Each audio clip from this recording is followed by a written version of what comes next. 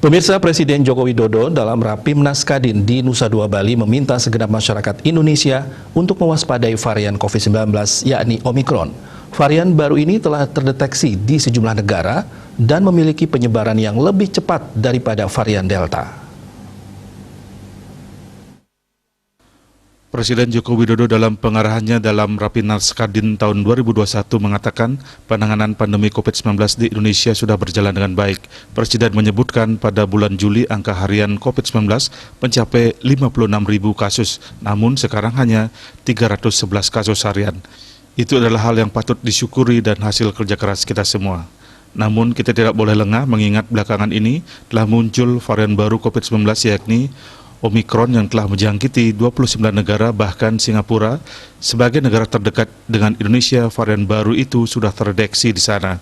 Jokowi mengajak segenap pihak untuk tetap berhati-hati dan mewaspadai penyebaran virus varian baru COVID-19 yang diyakini memiliki penyebaran 5 kali lebih cepat dari varian Delta yang sudah tergolong cepat. Presiden mengajak semua pihak untuk kembali bekerja keras menangani pandemi ini karena pemulihan ekonomi sangat bergantung dengan terkendalinya pandemi COVID-19.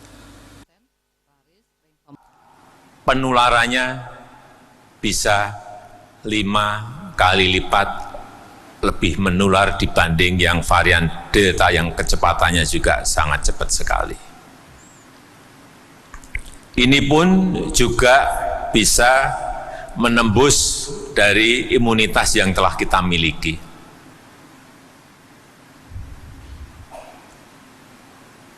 Oleh sebab itu, sekali lagi kita semua tetap harus waspada dan hati-hati.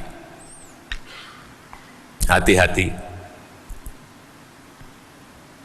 Tetapi juga jangan kita ini terlalu ketakutan dan kekhawatiran yang amat sangat. Ditambahkan Presiden Jokowi, dampak pandemi COVID-19 menghantam segala sektor kehidupan, membuat negara-negara lain kekurangan energi, terjadinya kelangkaan kontainer, dan inflasi naik tinggi. Selain itu, harga produsen juga mengalami kenaikan yang berimbas kepada harga konsumen. Presiden meminta jajarannya untuk mempersiapkan rencana antisipasi dan bergerak cepat karena ekonomi global makin tidak pasti. Rias Sobali TV.